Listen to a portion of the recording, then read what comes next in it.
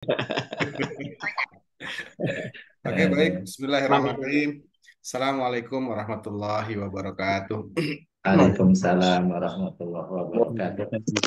Alhamdulillah, Waalaikumsalam rabbil warahmatullahi alamin. Wassalatu wassalamu ala asrofil anbiya wal mursalin wa ala alihi wa sahbihi ajma'in amma ba'du. Asyhadu an la ilaha illallah wa asyhadu anna Muhammadan abduhu wa rasuluh. Allahumma sholli ala Muhammad wa ala ali Muhammad. Segala puji syukur mari kita panjatkan kehadirat Allah Subhanahu wa taala atas berbagai nikmat yang uh, telah kita terima, telah kita rasakan, di antaranya nikmat iman, Islam, sehat walafiat, dan alhamdulillah hari ini atas kehendak Allah pula kita semua bisa hadir dalam kajian Rabuan bersama Ustadz Sam. Salawat beserta salam semoga selalu tercurah kepada junjungan kita Nabi Muhammad SAW beserta keluarga, para sahabat, dan semoga uh, syafaat beliau sampai kepada kita nanti di hari akhir yang insya Allah selalu istiqomah pada jalan Islam ini. Terima kasih Ustadz yang terus berbagi ilmu kepada kita semua, istiqomah terus membersamai kita dan juga tentunya teman-teman yang juga konsisten dan istiqomah selalu hadir dalam kajian Rabuan ini. Semoga apa yang kita dapatkan selama ini dapat kita amalkan dan menjadi pahala insya Allah Subhanahu wa Ta'ala. Baik, untuk mempersingkat waktu, kita mulai kajian Rabuan ini yang pada hari ini masuk ke kit ke-25 ya Ustadz ya, dengan Ya, tema masih di tentang mengkaji hukum wadi, bab sah, batal, dan fasad. Kami persilakan Ustadz Sam menyampaikan materinya.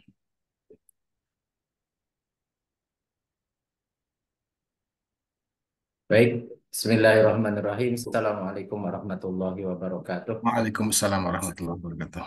Alhamdulillahirabbil alamin.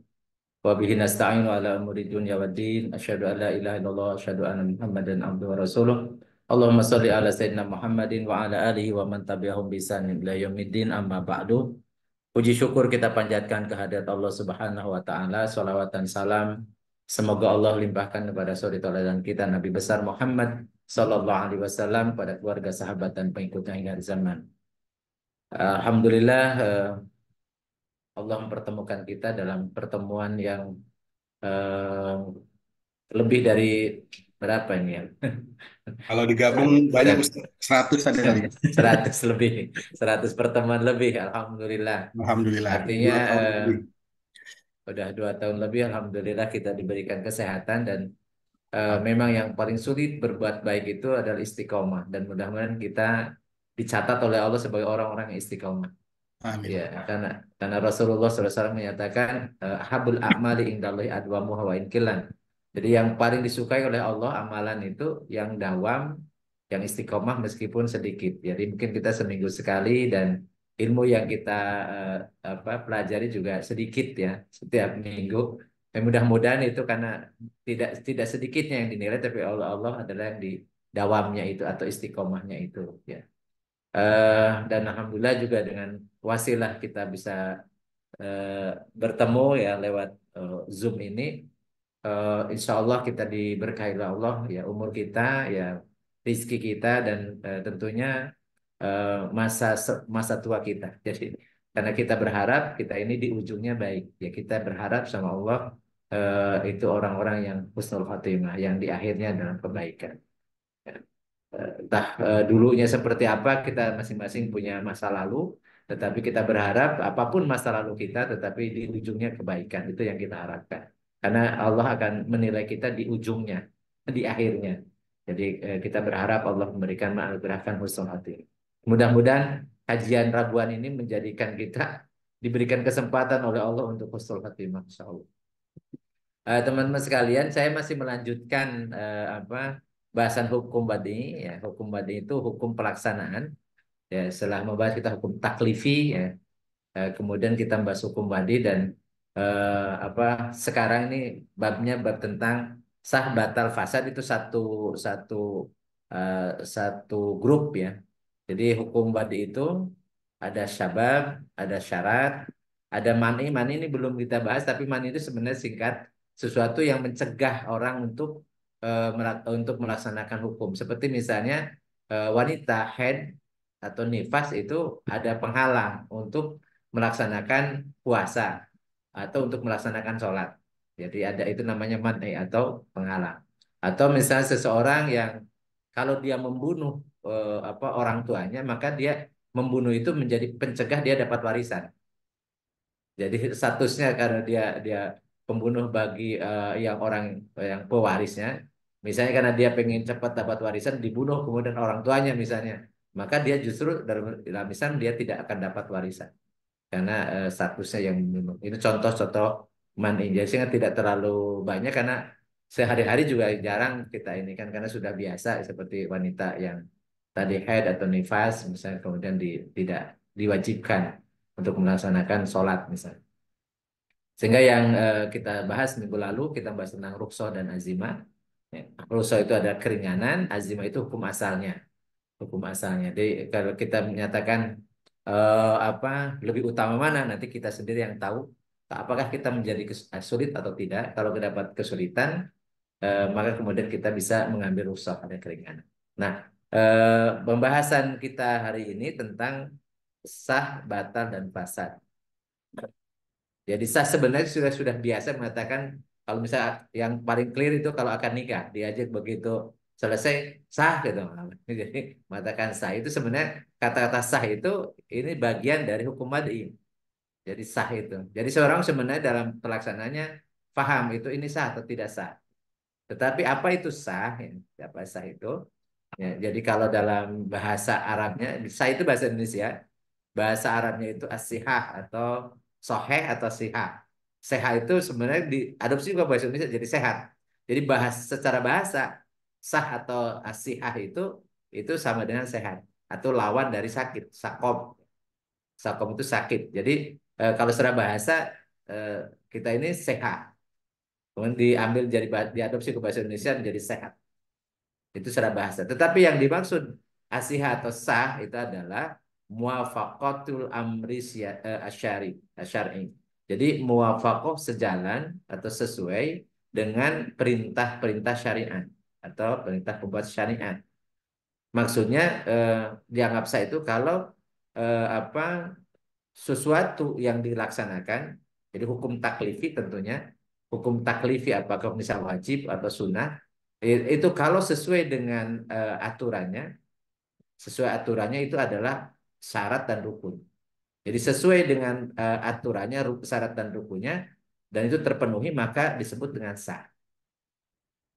Jadi sah adalah perbuatan atau akad yang dijalankan memenuhi syarat dan rukunnya sesuai dengan ketentuan syariat, maka itu disebut dengan sah.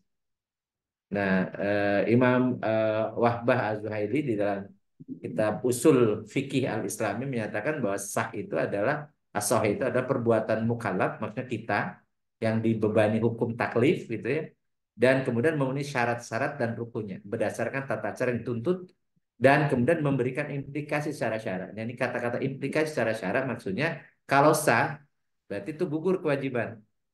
Jadi kalau misalnya kita melaksanakan sholat zuhur karena sudah ada sebab, jadi wajib bagi kita. Misalnya matahari tergelincir ke sebelah barat, maka itu sebab wajibnya hukum wajibnya sholat zuhur. Nah, kemudian mulai dari tergelincir matahari kita punya kewajiban, kewajiban. Nah, kalau kita melaksanakan kemudian sah, maka berarti kewajiban itu gugur. Artinya sudah selesai. Itu implikasinya. Kemudian nanti di akhirat mendapatkan pahala kalau kita melaksanakan suatu kewajiban atau yang sunnah dan sah. Artinya syarat rukunnya terpenuhi, maka di akhirat mendapat pahala. Kalau misalnya akan misalnya akan jual beli, akan jual beli terwujud syarat rukunnya jual beli, maka kemudian itu berimplikasi kepada kepemilikan atau juga ke penggunaan atau mengambil manfaat. Jadi kalau sah jual belinya berarti barang yang diterima oleh si pembeli itu kemudian halal dia miliki, kemudian halal dia gunakan. Nah, sementara untuk uang yang diberikan kepada si penjual itu juga menjadi milik si penjual dan halal untuk dia gunakan. Itu implikasinya. Atau misalnya akad nikah kalau terpenuhi syarat rukunnya, maka kita katakan sah ketika telah jadi ijab kabul menasah. Implikasinya adalah yang tadinya haram bergaul dengan seorang istri yang dinikahi, ketika sah akad nikahnya, maka jadi halal. Kemudian ada juga konsekuensi-konsekuensi terkait dengan hak dan kewajiban. Jadi itu yang dimaksud dengan sah. Jadi punya implikasi di dunia dan implikasi di akhirat. Itu sah. Dan sebenarnya ini biasa kita kita lakukan. Nah, lawan dari sah itu adalah batal atau al-butlan atau batil. Ini satu akar kata. Jadi batal bahasa Indonesianya, bahasa Arab bisa butlan, bisa al-batil. Itu akar katanya sama. Artinya lawan lawan dari sah, atau secara bahasa artinya ya sia-sia gitu. Jadi nggak nggak dinilai, ya, nggak dinilai karena melaksanakan itu artinya kalau batal ya tidak dianggap, tidak dianggap melaksanakan hukum taklifi. Jadi misalnya kita sholat duhur batal, ya berarti tidak dinilai itu sudah melaksanakan kewajiban sholat duhur. Makanya apa batal itu pasti apa terkait dengan sah atau tidaknya. Jadi lawan dari sah adalah batal. Jadi ada muwafiqah amri asyariin. Jadi yang tidak sesuai dengan ketentuan syariat. Jadi tidak terpenuhinya syarat atau rukun. Jadi syarat-syarat dan rukunnya sehingga tidak sah. Jadi makanya maksudnya tidak terwujudnya hasil dari perbuatan itu di dunia kalau tidak sah, di dunia itu tidak di akhirat nanti tidak mendapatkan balasan atau kemudian tadi tidak dinilai melaksanakan hukum taklifi, tidak melaksanakan tidak gugur kewajibannya, kemudian tidak juga mendatangkan balasan, ya. Atau apa kalau misalnya kaitan dengan materi ya tidak bebaskan di tanggungan dan juga apa mendatangkan bahwa kan itu wajib tidak tah dan tidak dijalankan atau tidak nilai maka akan mendapatkan sanksi, bisa berdosa. Ya. Jadi kalau kita sholat tapi kemudian tidak sah karena syarat rukun terpenuhi, di samping belum gugur kewajibannya, implikasinya berarti dia berdosa karena wajib itu kalau tidak dikerjakan berdosa. Jadi punya implikasi dunia akhirat. Itu kata-kata batal. Nah, ada satu lagi yang ini memang dalam ibadah biasanya nggak ada. Biasanya nggak ada karena ibadah itu syarat rukunnya itu sudah fix, istilahnya tauqifi. Saklek, letterlek sudah di ketentuannya udah pasti. Jadi tapi dalam hal muamalah ini sangat mungkin jadi fasad. Jadi fasad itu berbeda dengan batal. Karena kalau batal itu artinya ya tadi syarat rukunnya yang pokoknya, yang utamanya sudah tidak terpenuhi, ya. Salah satu dari syarat atau salah satu dari rukun tidak terpenuhi, jadi kemudian batal. Nah, tetapi kalau fasad bisa jadi syarat rukun awalnya itu terpenuhi. Hanya saja ada ketentuan, jadi sifat-sifat dari salah satu syarat atau rukun itu apa yang tidak sesuai, menyalahi ketentuan.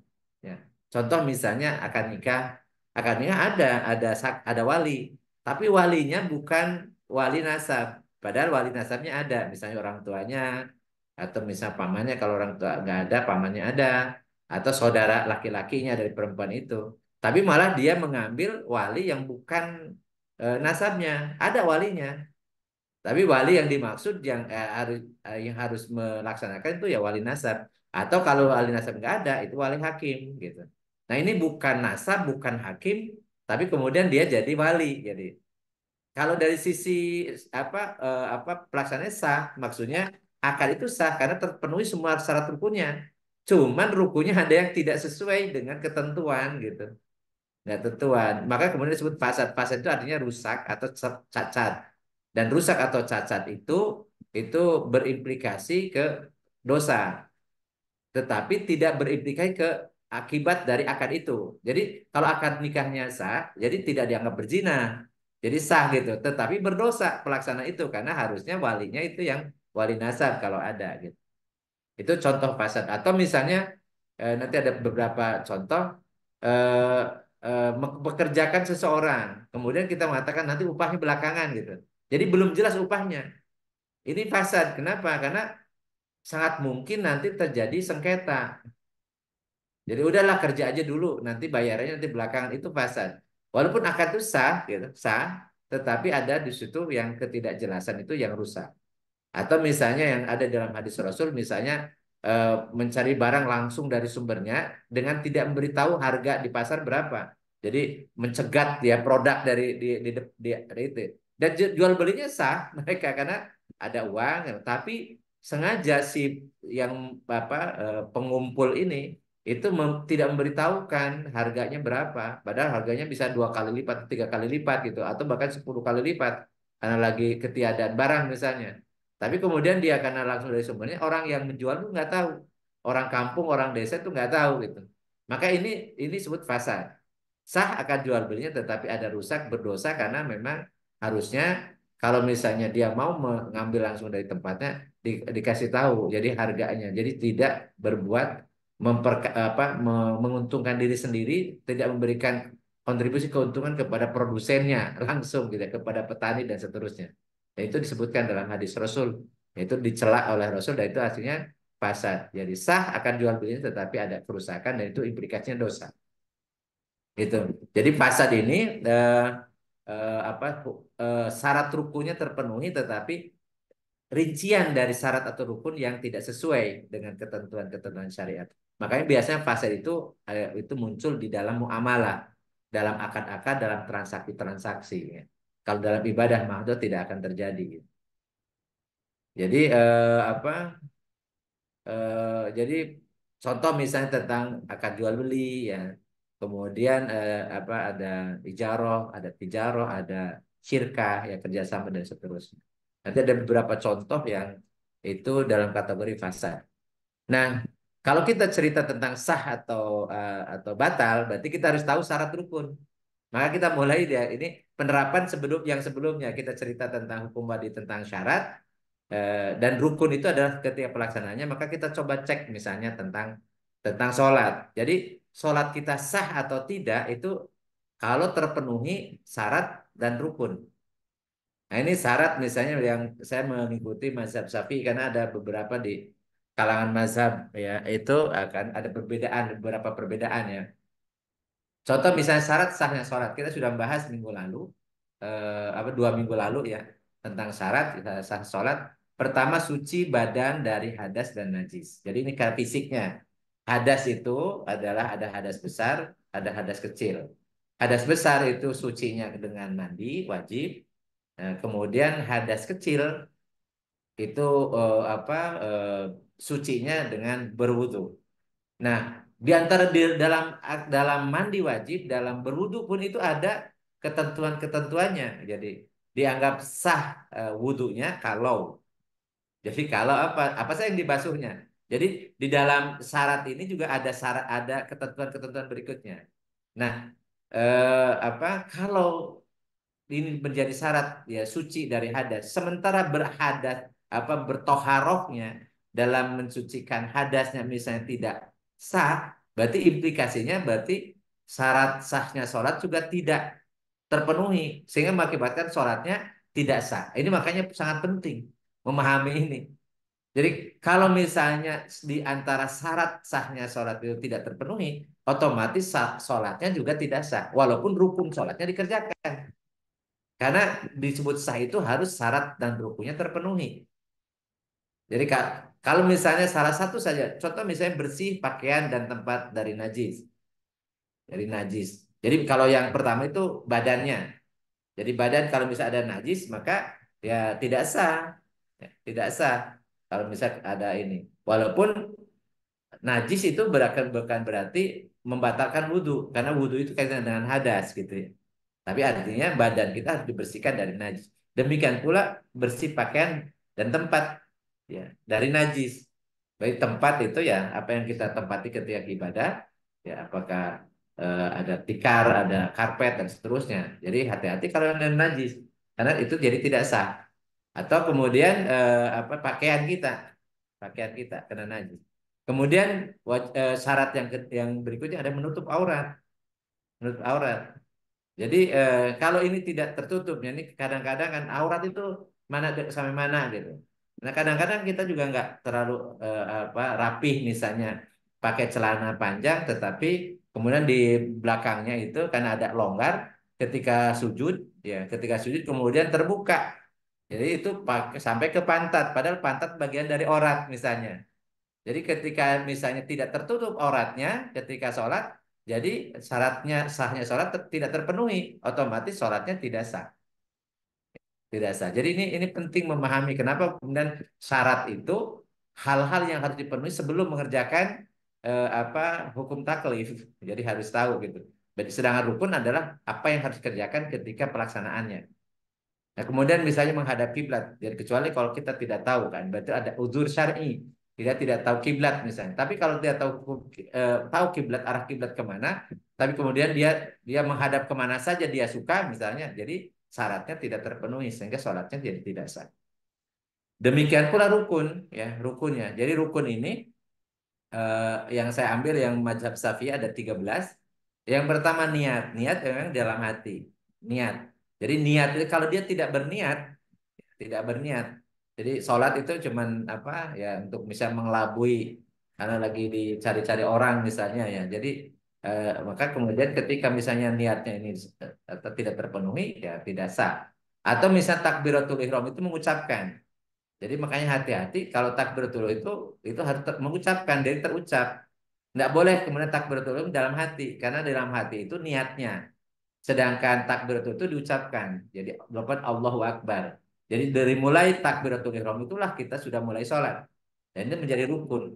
Kemudian berdiri itu kalau sanggup. Kalau nggak sanggup, ya ini rukun yang boleh kemudian dapat rusuh kalau tidak sanggup berdiri. Tapi kalau sanggup berdiri, kemudian tapi dia malah duduk, maka kemudian tidak sah karena berdiri itu rukun bagi orang yang mampu gitu. Kecuali misalnya sholat sunnah. Walaupun sholat sunnah juga sebenarnya syarat rukun sholat sunnah sama dengan syarat rukun sholat wajib. Tetapi kalau misalnya biasanya dulu Rasulullah karena sholat sunnah itu lama, terutama sholat malam, maka mungkin tadi awalnya bisa berdiri, tapi lama kelamaan dia udah rakaat kedua itu udah capek, udah lelah, maka kemudian bisa bisa sambil duduk. Tapi kalau sholat wajib, kalau dia masih bisa berdiri, dia harus dilakukan berdiri. Karena kalau tidak berdiri berarti ini rukunnya tidak terpenuhi. Kemudian membaca Al-Fatihah. Jadi membaca Al-Fatihah itu sehingga Fatihah ini karena rukun harus benar bacanya. Jangan sampai kemudian karena ini rukun kemudian baca Fatihahnya ya kacau balau gitu. Apalagi kalau jadi imam. Jadi memang harus saling mengoreksi itu karena ini rukun. Ya. Kemudian kalau tidak baca atau bacanya salah jadi padahal dia mampu sebenarnya kecuali memang karena dia belum belajar, karena dia belum ada yang ngajarin dan seterusnya, beda. Tapi kalau dia tahu ya dia salah tapi kemudian dia tidak mau belajar, tidak mau dikoreksi ya. Ya, malah dikoreksi malah kemudian marah sama yang koreksinya dan seterusnya. Ini berbahaya karena Fatihah itu bagian dari rukun sholat. Kemudian ruku ya, kemudian i'tidal bangun dari ruku, sujud, duduk di antara dua sujud, duduk tasyahud, ya tasyahud akhir. Itu rukun membaca tasyahud akhir, membaca sholawat pada tasyahud akhir, kemudian salam dan tertib. Dan di antara setiap gerakan ini ada nama tumanina. Ya, kalau ada ini pendapat Imam Syafi'i juga di mazhab Syafi'i karena kalau mazhab Syafi'i itu terdiri dari para mujtahid, jumlahnya banyak, bukan hanya Imam Syafi'i doang gitu. Kalau kita menyebut mazhab, karena mazhab itu artinya para mujtahid yang menggunakan usul fikih Imam Syafi'i. Jadi semua mujtahid yang ikuti apa usul fikih Imam Syafi'i disebut mazhab Syafi'i. Sehingga pendapatnya bisa berbeda dengan Imam Syafi'i juga. Tapi kumpulan pendapat itu yang menggunakan usul fikih Imam Syafi'i disebut mazhab Syafi'i. Jadi ada yang mencantumkan tumanina setiap antar gerakan itu, misalnya ruku, kemudian ada rukun berikutnya tumanina. Sehingga ruku ini memang harus juga apa bahwa itu sampai tumaninahnya, maksudnya udah kelihatan ruku. Jangan sampai kemudian dia mampu ruku, tetapi kemudian dia jadi malas gitu ya, malas. Kecuali kalau ada masalah ya sakit misalnya pinggang dan terusnya. Jadi ini semuanya memang harus benar. Itidal juga sama. Itidal artinya berdiri tegak dari ruku. Jadi kalau dia misalnya mampu berdiri tegak, ya harus berdiri tegak. Karena ini gerakan gitu. Jadi kalau seandainya kemudian dia mampu tidak, tapi kemudian jadi nggak ada jeda bahkan apa habis ruku langsung habis ruku belum belum tegak banget udah langsung sujud. Ya. Jadi kan tidak kelihatan tuh itidalnya. Jadi bisa jadi ini rukun yang ketinggal, jadi tidak sah. Kalau salah satu rukun tidak dilakukan, dalam sholat ini karena rukunnya, maka kemudian tidak sah sholatnya walaupun syaratnya terpenuhi. Jadi tadi misalnya kalau rukun yang terpenuhi tapi syaratnya ada yang tidak terpenuhi, jadi tidak sah. Demikian pula rukun. Gitu. Kemudian sujud juga harus pastikan sujud. Jangan sampai jidatnya belum sampai ke tempat sajadah, kemudian dia sudah duduk ya, di antara sujud gitu. Artinya ada yang tertinggal. Ini rukun. Kemudian baca syahadat. Disebut dengan tahiyat karena diawali dengan kata at-tahiyat. Sedangkan sebenarnya yang lebih termasuk di situ adalah baca syahadatnya, disebut tasyahud. Tasyahud baca syahadat, dua kalimat syahadat di dalam sebelum salam. Kemudian di tahiyat akhir itu menjadi rukun juga sholawat Nabi. Sholawat kepada Nabi. Tapi kalau di tahiyat pertama, ya tahiyat ama itu disunahkan. Jadi baca sholawat itu disunahkan. Jadi tidak termasuk dalam rukun. Kemudian salam dan tertib itu artinya urutannya seperti itu. Tertib itu urutan berurutan. Dan ditambah lagi tadi tumanina, setiap gerakan itu harus tumanina, artinya tenang ya. Dan itu biasanya disunahkan dengan membaca tasbih. Ya, baca tasbih 3 kali itu standarnya tumanina. Minimalnya satu ya yang tuman itu ya 3 kali 3 kali. Nah kalau syarat dan rukun ini terpenuhi maka disebut sah. Tapi kalau tidak terpenuhi manapun dari antara syarat dan rukun itu, walaupun cuma satu dari 13 atau misalnya satu dari 5 misalnya yang disebutkan di sini, ya berarti tidak sah ya sholatnya. Nah kalau tidak sah sholatnya, ya kalau misal kita tahu sadar berarti harus mengulang sehingga sah. Nah bagaimana kalau misalnya kita tahu ada yang tidak penuh, kemudian eh, ya dia ngerjakan, tapi dia tidak sah, tapi kemudian dia tidak mengulang lagi, tidak memperbaiki, berarti dianggap sia-sia. Tetap aja kewajibannya dia menanggung kewajiban itu.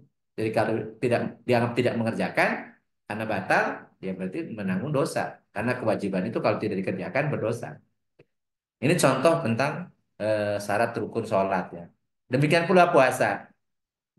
Jadi puasa. Walaupun puasa ini di antara mazhab berbeda, ada yang masukkan niat itu ke rukun, ada yang masukkan niat itu ke syarat. Tapi kalau yang biasa kita lakukan sebenarnya niat itu menjadi syarat karena boleh mulai dari tenggelam matahari dan kita biasanya habis sholat tarawih itu meniatkan gitu ya. Jadi dari malam itu dari mulai tenggelam matahari sampai kemudian terbit fajar itu niat.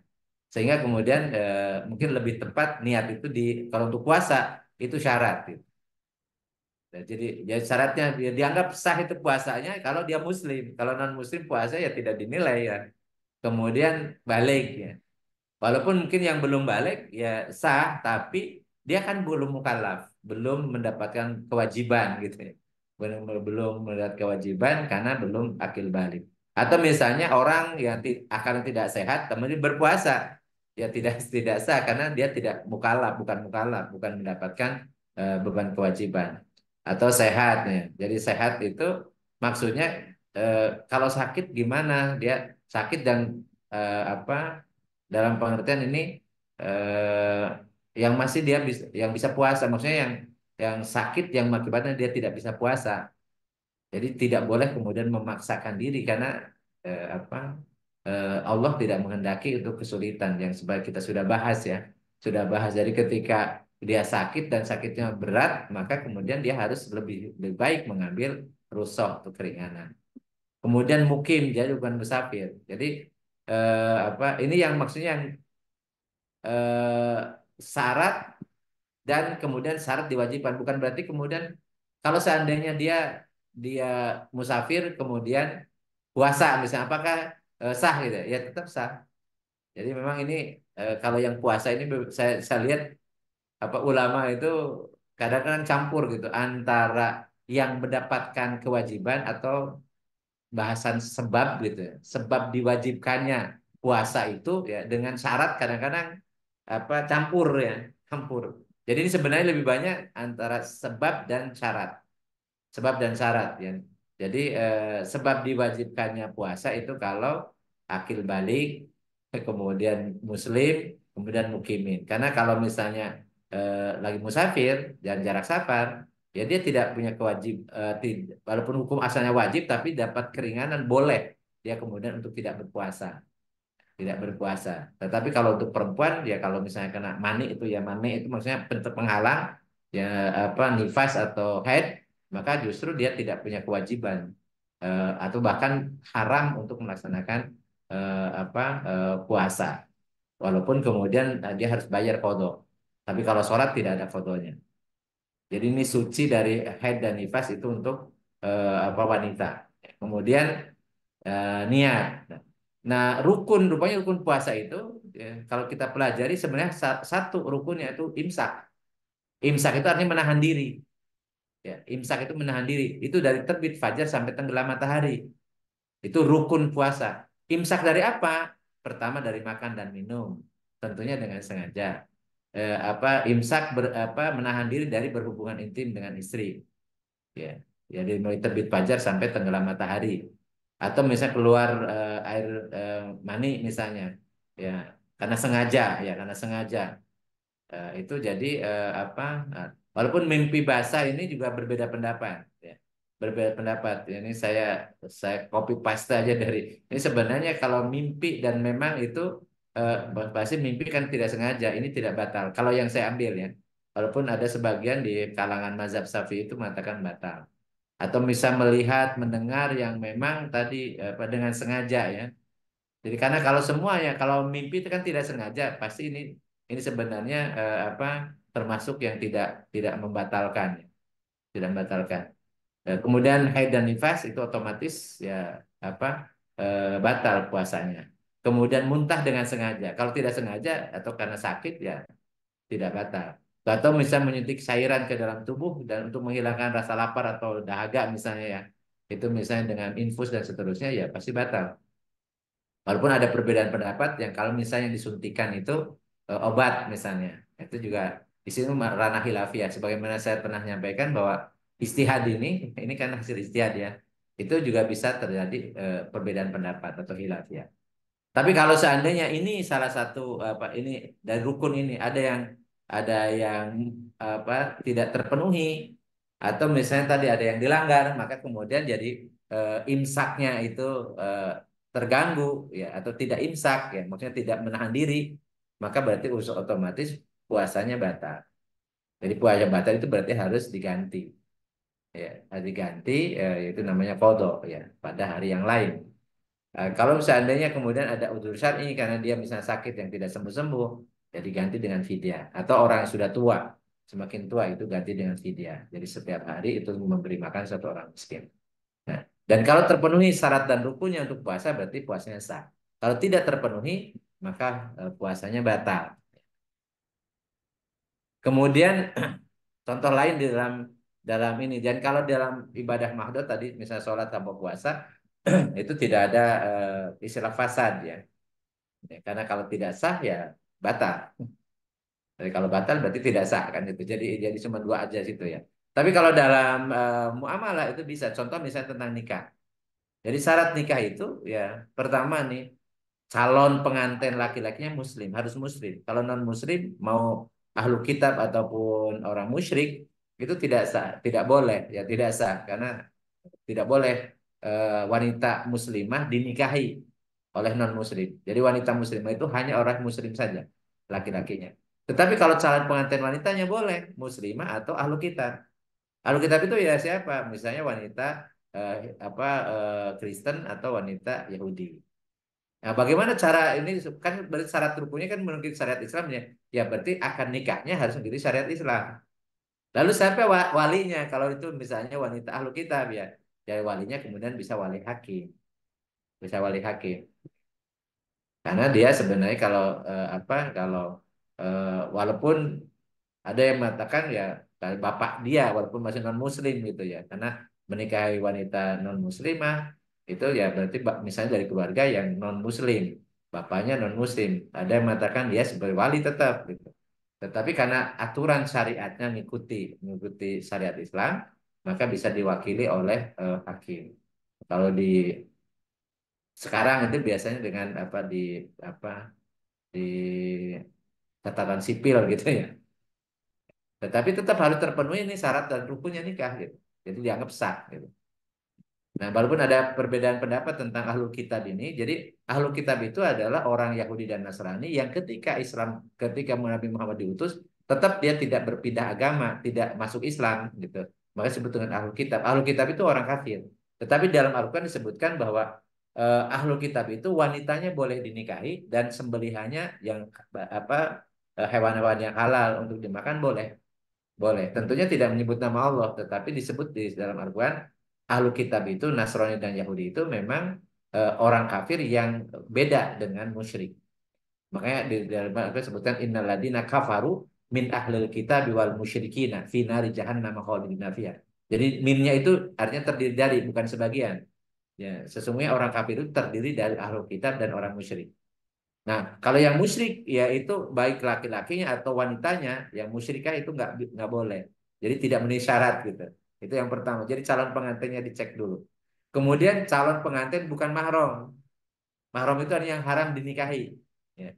Jadi mahram karena rahim ya karena apa? Karena uterus ya, karena satu keturunan. Ya. Dari keturunan ya. Kemudian ada mahram karena satu persusuan misalnya atau mahram karena pernikahan. Ya, karena pernikahan misalnya jadi apa anak tiri itu mahram bagi bapak tirinya. Kalau dia sudah hubungan suami istri dengan ibunya, itu karena pernikahan. Kemudian mantu, ya. Mantu ya mantu. Saya punya mantu perempuan ada dua, itu mahram saya, ya karena dia istri dari anak saya. Itu karena pernikahan. Ada karena nasab, ada karena persusuan, ada karena pernikahan. Dan itu kalau itu dipastikan dia mahram, maka nggak boleh karena tidak memenuhi syarat. Jadi karena syaratnya harus bukan mahram. Makanya kalau kita cerita tentang istri, istri kita itu bukan mahram. Jadi salah kalau misalnya mengatakan dengan mahramnya. Mahram maksudnya dengan istrinya itu salah. Jadi istri itu ya istri. Mahram itu adalah tadi ya karena misalnya apa karena nasab atau karena pernikahan atau karena persusuan. Jadi kalau misalnya istri kita mahram malah nggak sah tadi batal nikahnya. Gitu. Makanya beda gitu ya, beda hukumnya terhadap istri. Kemudian walinya harus laki-laki. Ini syaratnya. Jadi kalau misalnya nggak ada wali yang laki-laki, makanya nanti walinya wali hakim. Gitu. Jadi nggak boleh wanita menjadi wali bagi wanita lain. Nggak boleh, jadi nggak sah gitu. Karena syaratnya harus laki-laki. Kemudian dihadir oleh saksi, ada yang mengatakan harus dua orang saksi, dan pada pelaksanaan biasanya banyak saksinya. Cuman walaupun yang hadir di situ, yang dia clear dia sebagai saksi itu dicatat biasanya. Kemudian tidak sedang berihram. Nah ini, jadi sedang berihram itu namanya muhrim. Ya. Jadi ini seringkali salah ya. Itu haram itu menikah kalau sedang muhrim. Muhrim itu memakai kain ihram sedang berihram baik sedang umroh ataupun sedang haji itu tidak boleh karena di situ tidak boleh menikah ada larangan. Ya, sehingga itu tidak sah ya, kalau misalnya melakukan akad nikah ketika dia sedang pakai kain ihram kemudian tidak dalam paksaan ya, karena nikah itu harus biridho wal ikhtiar jadi pilihan jadi ini syarat-syaratnya kemudian ada rukunnya. Ya, rukun nikah itu terdapat calon pengantin laki-laki dan perempuan yang tidak terhalang secara syar'i misalnya tadi bukan apa yang diharamkan menikah ya karena segi agama atau bukan mahram karena mahram itu nggak boleh. Jadi kalau dia tidak ada halangan maka harus ada tuh mana pengantinnya mana pengantin calonnya. Kemudian calon pengantin juga tidak perempuan harus memiliki wali nikah. Jadi wali nikah itu ya wali nasab di pertama, kalau misalnya tidak ada wali nasab, kemudian wali hakim. Itu, tapi harus ada walinya, nggak boleh menikahkan diri sendiri. Kemudian pernikahan dihadiri oleh dua orang saksi, ya laki-laki, dan untuk menyaksikan sah atau tidaknya pernikahan itu. Jadi terpenuhi atau tidak. Makanya sebenarnya saksi itu harus tahu hukum. Jadi jangan kemudian karena jabatan, karena kedekatan, apalagi yang non Muslim, karena pejabat kemudian jadikan saksi. Yang menikahnya muslimah ya atau muslimah itu kan dan masalah bisa tidak sah, ya tidak sah akad nikahnya. Ya dalam Islam ya yang saksi itu memang justru orang yang tahu si pengantin prianya, tahu si pengantin si wanitanya. Jadi makanya ada dua dari pihak pengantin laki-laki atau perempuan. Yang tahu kondisi si calon pengantin ini. Bukan karena jabatan, bukan karena kedudukan, apalagi karena untuk kebanggaan. Nggak ada hubungannya dengan kebanggaan-kebanggaan itu. Karena ini tuntunan syariat ya. Kemudian apa ucap ijab dan kabul. Ijab itu dari perempuan, yaitu dari wali. Jadi perempuan itu kabul dari si laki-laki, calon pengantin pria. Dan ini rukun. Jadi makanya harus clear dulu. Makanya kenapa kok ijab kabul dalam akad nikah itu begitu hati-hatinya? Karena kalau itu tidak tidak dinilai ijab, ya serah, ya menyerahkan, atau misalnya kabulnya tidak dinilai kabul, ada perselisihan antara ijab dan kabulnya, itu bisa tidak sah karena rukun. Jadi ijab kabul itu rukun gitu. Sedangkan mahar itu yang putih. Jadi mahar itu apa bahkan bisa bisa bisa dihutang gitu, bisa dihutang. Tetapi itu ada ketentuan karena memang harus bayar mahar. Tapi mahar itu tidak ditentukan berapa jumlah. Jadi cuman yang bernilai ekonomi yang itu merupakan, jadi ketika diserahkan itu menjadi hak milik dari istri. Jadi tidak boleh diambil, tidak boleh diambil lagi. Itu milik istri pribadi ya. Nah, itu contoh. Ini kalau syarat rukun terpenuhi berarti sah akad nikah. Lalu bagaimana kalau ini misalnya dan rukun yang seperti yang saya contohkan tadi, ada walinya tapi bukan wali yang seharusnya. Nah, karena banyak sekarang ini misalnya nikah siri, sama kiai gitu. Nah, kiai itu bukan wali. Oleh kiai ini seorang tokoh masyarakat, nggak ada hubungannya. Jadi wali itu ditentukan oleh syariat.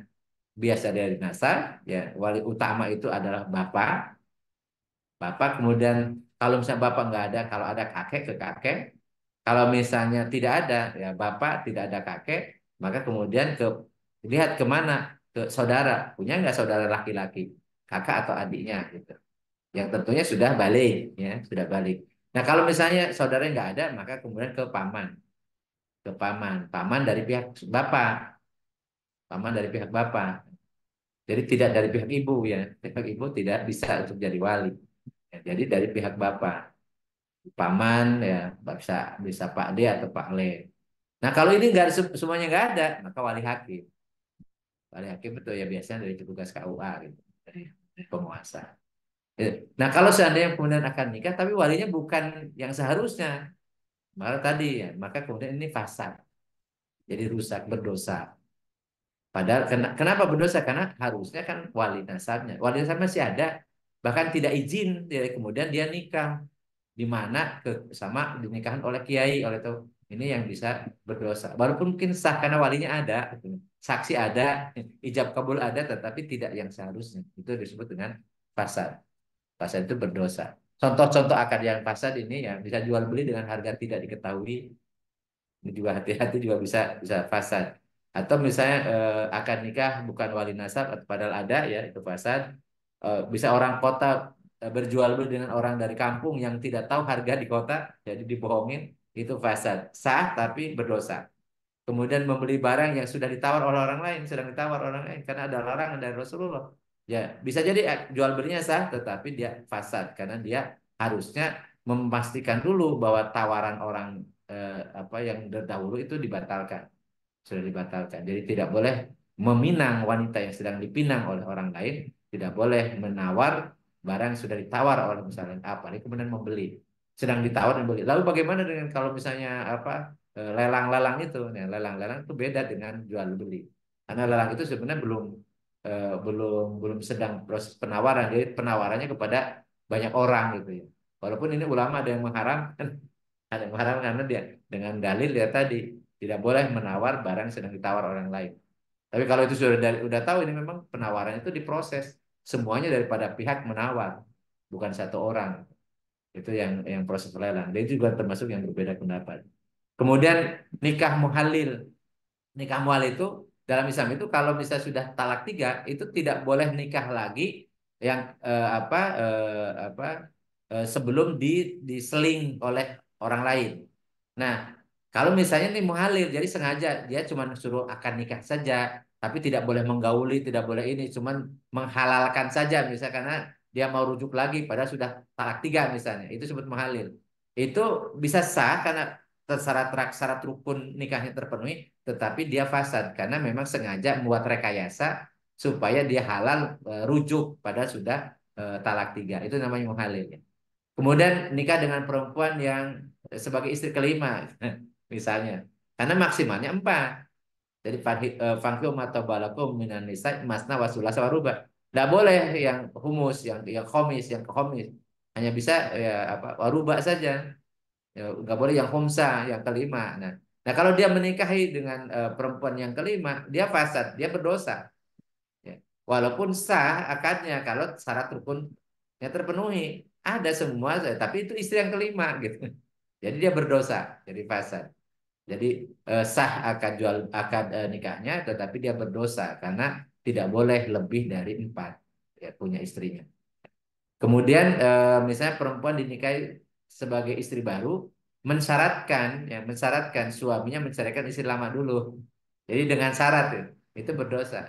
Jadi tidak boleh misalnya ada orang mau dinikahi oleh seorang kemudian mensyaratkan ya jadi silahkan Pak diceraikan dulu istri tua itu suruh berlaku zolim ya nggak boleh ya. Jadi karena pernikahan itu harus tanpa syarat yang melanggar syariat gitu ya tanpa menzalimi dan juga tanpa paksaan.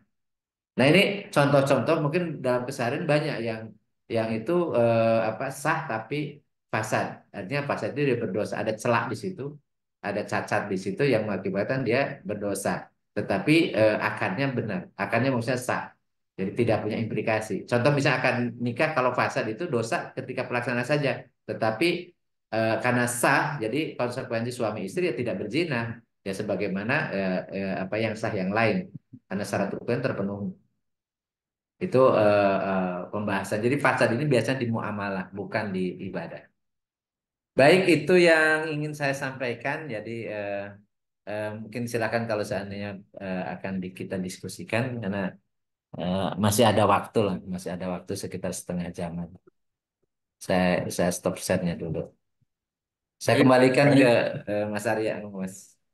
Ya, baik. Terima kasih Ustadz atas penyampaian materinya terkait hukum wadi menyangkut bab sah, batal, dan fasad, Ustadz ya.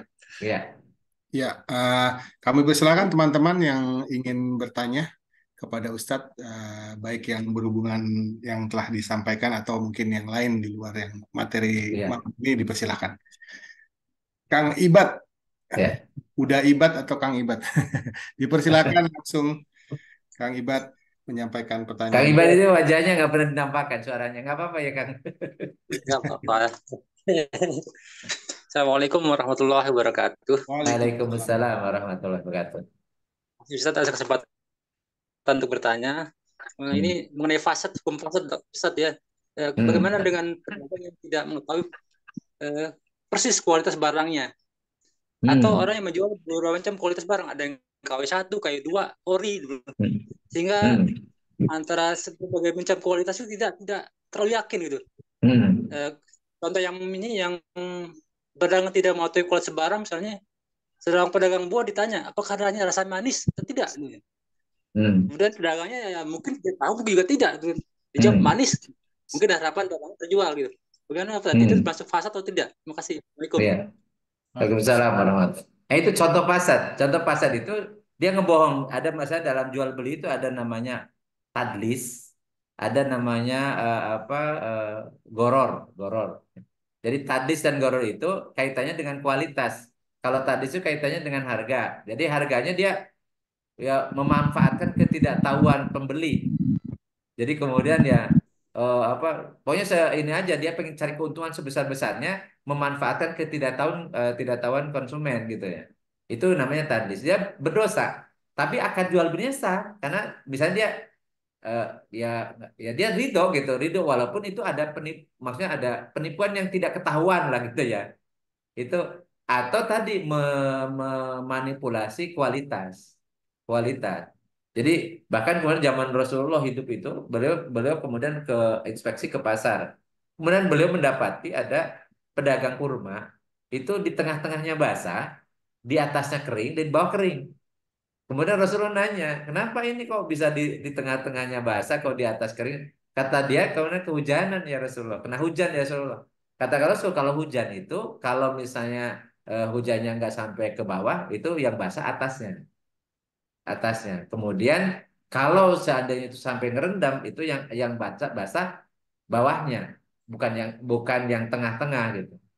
Ternyata betul kemudian disanksi oleh Rasul itu langsung ditumpahkan barangnya. Jadi itu nama ada surtoh namanya, ada polisi, dan juga ada kodi namanya kodi hisbah.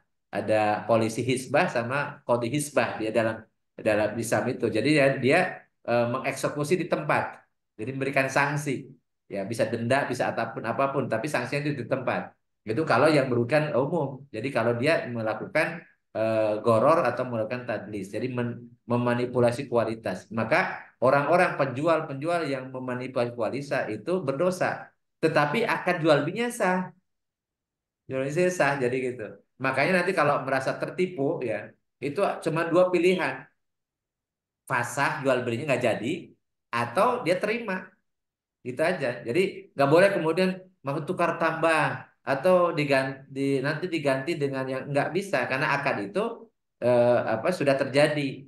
Jadi kalau kemudian kita merasa tertipu dibalikin barangnya utuh, dibalikin juga uangnya, itu namanya fasad. Nggak jadi gitu ya, nggak jadi gitu. Kalau merasa kita tertipu atau kemudian ya sudah kalau misalnya dia udah terlanjur tertipu ya udah walaupun sambil gerutu ya sudah ya udah terjadi jual beli gitu. Jadi tidak boleh kemudian tadi ya nanti ganti rugi macam-macam nggak boleh. Atau kemudian ada sanksi dan seterusnya gitu. Karena ini akad jual beli itu bagian dari muamalah yang sudah ketentuannya sudah ada. Gitu. Nah itu jadi apa yang biasa dilakukan oleh para pedagang dengan memanipulasi kualitas itu bagian dari fasad. Akadnya sah tetapi berdosa karena melakukan siapa yang berdosanya yang melakukan tadi manipulasi, bisa manipulasi harga, bisa manipulasi kualitas. Itu jawabannya Kang Ibad. Ya, makasih Ustadz. Sama-sama. Baik, makasih Kang Ibad Ustadz atas jawabannya. Rasanya udah Daniel silakan aja, nggak usah nunggu terakhir ya kalau mau tanya ya. Udah, silakan. Mana Mungkin udah mana bisa, nggak kelihatan. bisa ditampilin tentang fasad berhubungan dengan menikah tadi, Ustadz. Mungkin ada yang kelupaan kali yang dia. Mau tanya dok, Oh, bukan pertanyaannya lupa. banyak di situ, cuma lupa kalau di ini. Jadi Mohon saya maaf beri Ustadz, yang tadi ada fasad, udah silakan. yang yang di paling bawah kalau nggak salah tidak boleh mensyaratkan menceraikan yang lama. Hmm. Jadi jadi fasad itu konsekuensinya adalah berdosa gitu. Berdosa Iya, karena ya iya, jadi ketika ada larangan dari Rasul ya, larangan dari Rasul kemudian dilanggar tetapi syarat rukunnya terpenuhi. iya. Nah, Tapi kalau itu itu adalah fasad. kalau nggak ditampilkan saya sudah ingat. Tapi nggak apa-apa ya teman-temannya kalau agak banyak. Pertama begini, tadi makanya saya tampilkan, saya apakah salah membaca yang tadi yang nomor 3 dari akhir itu kalau nggak salah menikah kembali yang sudah talak 3 ya. Itu Hmm. apa tidak boleh? Kalau sekarang kan lagi happening nih, namanya remarry gitu ya. Remarry apa boleh itu Ustadz di Islam? Iya. Oh, Jadi gini, sebutkan lagi Ustadz. eh ya, ya, itu terkait dengan rujuk, rujuk. Jadi rujuk Rujuk. itu kembali, remarry itu rujuk kembali. Jadi talak itu dalam Islam itu ada tiga.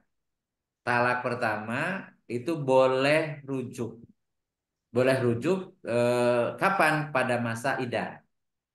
Jadi pada masa idah. Jadi kalau dia misalnya dia cerai baru satu kali, talak satu, kemudian masa idahnya ya 3 bulan.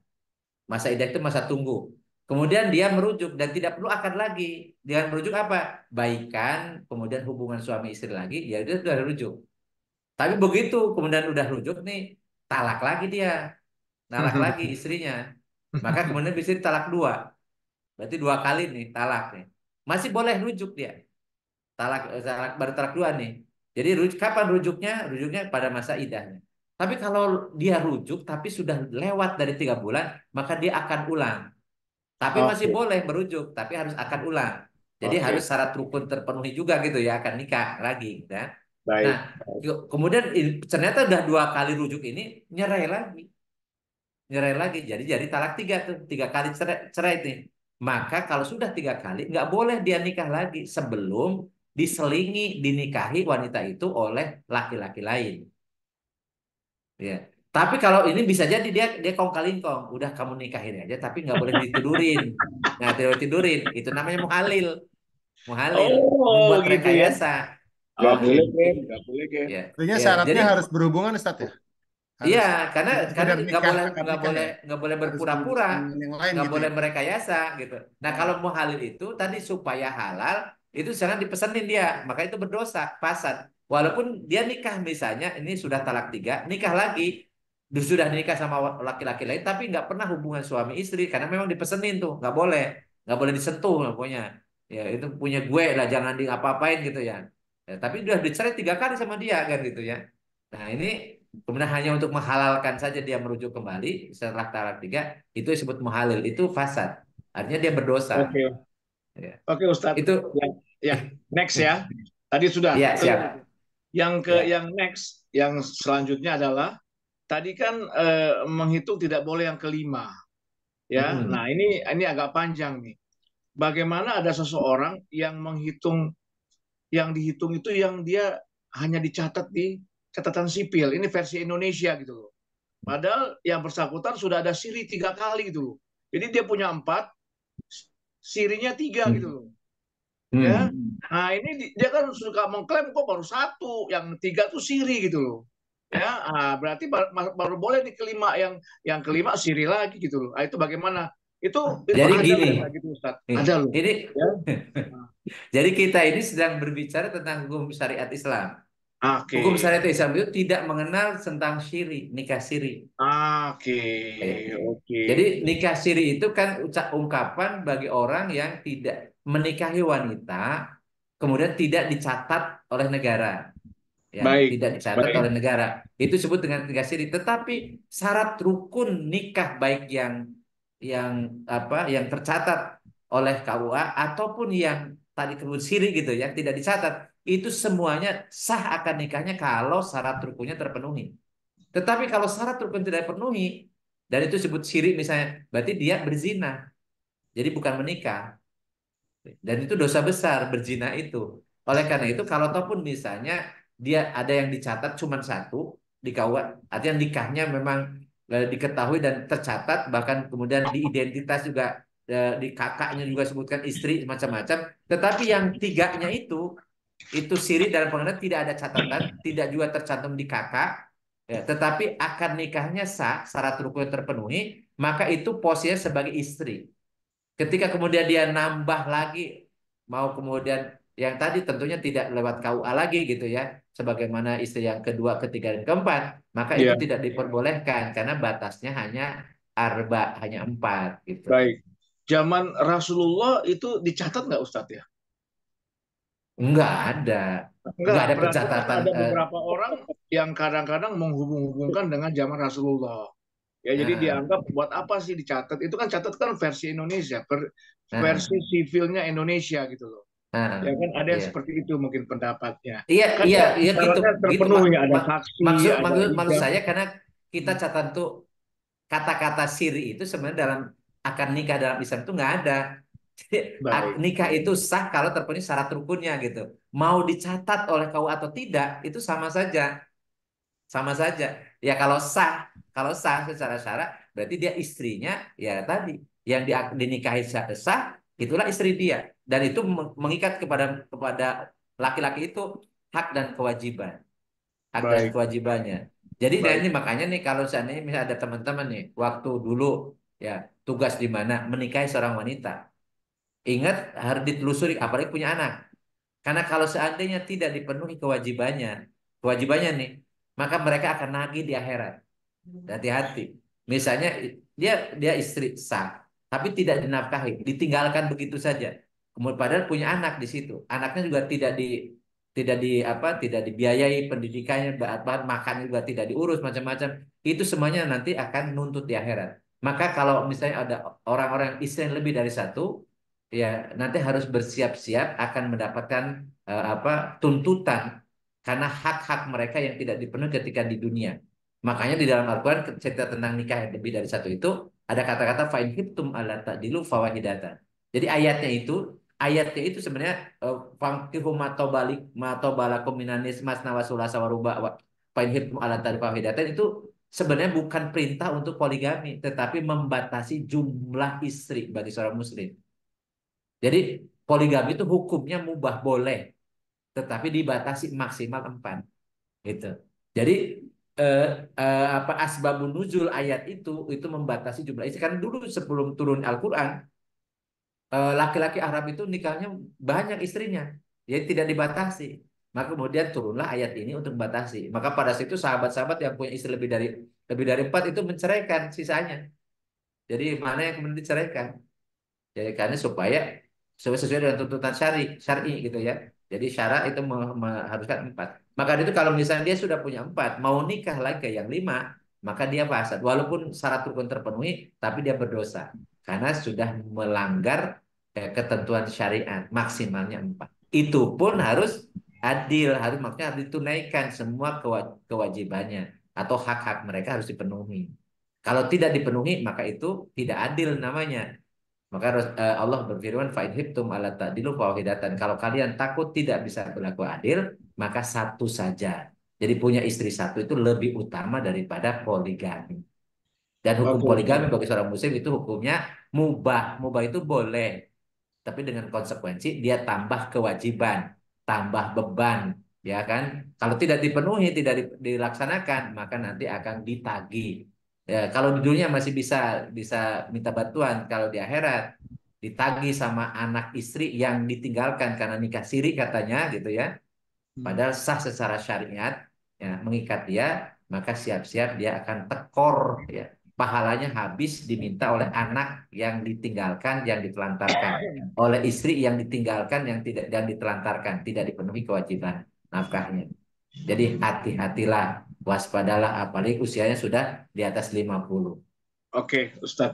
Yang terakhir, Ustaz, itu kan Mengapa antara keduniawian tadi dengan tadi yang disampaikan akhirat? oleh Ustadz. Yang terakhir, dia maksudnya bagian Ustadz yang tadi terakhir tulis, jangan pernah meminta menceraikan istri pertama. Ya, itu kan di syarinya kita ya, ajarannya kita ya. Ya, Pada ya, dunia kenyataan itu biasanya wanita yang akan diduai itu tidak mau gitu loh. Maunya yang pertama tuh di apa ya dicerai dulu gitu loh. Nah, katakan dipenuhi oleh pihak laki-lakinya, itu bagaimana keadaannya Ustadz? Apakah itu iya. berdosa sepanjang waktu yang istri kedua ini atau gimana Ustadz? Iya, jadi makanya tadi disebut fasad gitu ya. Fasad itu artinya Iya, berdosa. iya, iya. Berdosa. Kenapa? Karena dia menuntut, mempersyaratkan sesuatu yang melakukan berdosa. Berdosa bagi siapa? Bagi suaminya. Jadi suaminya itu berdosa karena eh, orang walaupun ditalakkan di tangan suami, tapi ingat di situ apalagi kalau punya anak, ini sih istri tuanya punya anak, punya kewajiban. Begitu ditelantarkan, hak-hak mereka tidak penuhi, itu berbuat dosa. Dan dosanya kan bisa berlanjut kan, bisa Baik, berlanjut. Maka itu kalau dia mempersyaratkan itu termasuk yang nikahnya fasad. Jadi dinikahi wanita yang ini, yang karena tapi artinya kemudian dia ceraikan istri pertamanya, ya. ya karena dipersyaratkan mau dinikahi yang cantik ini, ya, ya biasanya yang lebih muda gitu ya, yang lebih Baik, fresh gitu. Nah, maka baik, kemudian akad nikahnya ini sah tetapi fasad. Fasad itu berdosa. Berdosa laki-lakinya, berdosa juga perempuan. Bahkan kemudian bisa para saksi atau walinya pun bisa ikut berdosa. Kalau dia Masya tahu gitu, dia tahu dan kemudian permintaan atau persyaratan dari istri yang muda ini dipenuhi sehingga terjadi kezaliman, menelantarkan orang-orang yang harusnya dia nafkahi. Walau alam bisawab. Oke, cukup Ustadz. Terima Siap, kasih. siap. Mangga, Ya, mangga. Baik, makasih Ustaz. Selanjutnya tadi Kang Igos mau bertanya, silahkan. Tentang pernikahan juga kah, Kang Igos? ya. Nggak sanggup Kang Igos. Kang Igos nggak sanggup. Tumben nanya nih. Ya, Mau ditampilkan lagi nggak slide-nya tentang pernikahan? oke. Jadi gini, Pak, di tempat saya ini apa ada masjid untuk Jumatan tuh. Hmm. Kan? Eh, jumlah jamaahnya itu katanya setahu saya kan 40 orang gitu ya. Hmm. Hmm. Apa jamaah untuk Hmm. Jumatan bisa terpenuhi kalau pas hari Jumatnya itu libur. Halo. Iya, iya, siap. Kedengaran. Nah, kalau Jumatnya itu hari biasa, bukan hari libur tuh Hmm, kurang. dari 40. Nah, Hmm. saya perhatikan beberapa jamaah itu akhirnya karena kurang dia pindah ke masjid sebelahnya gitu kan. Terus terus saya itu kalau saya ikut pindah semakin sedikit dong masjid ini. Nah, itu gimana Mm-mm. hukum? Terima kasih Iya. ya. Assalamualaikum Nah, warahmatullahi wabarakatuh. Waalaikumsalam warahmatullahi. Jadi apakah 40 itu, jumlah jamaah 40 itu syarat sahnya sholat Jumat gitu ya. Nah, ini termasuk yang perbedaan pendapat. Karena dasarnya dulu sebelum Rasulullah berhijrah, kemudian para sahabat yang ada di Madinah itu meminta agar disadikan satu hari supaya mereka ibadah bareng-bareng. Karena mereka melihat orang-orang Yahudi itu berkumpul hari Sabtu. Ya, orang-orang Nasrani itu biasa berkumpul ibadah itu ritual mereka hari Minggu.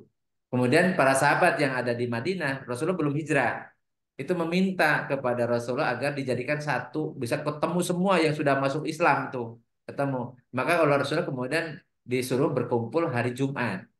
Maka disitulah kemudian mulai dilaksanakannya sholat Jumat. Sebelum ayat firman Allah ya, ya surat Al-Jum'ah itu idza nudiya lisolatul jum'ah fas'au ila dzikrillah wa darul baik gitu ya. Setelah turun sebelum turun ayat itu karena ayat itu turun setelah Rasulullah hijrah di Madinah. Nah, pada saat itu Rasulullah belum hijrah, kemudian mereka berkumpul dan jumlahnya 40 orang. 40 orang gitu. Itu sholat Jumat pertama 40 orang.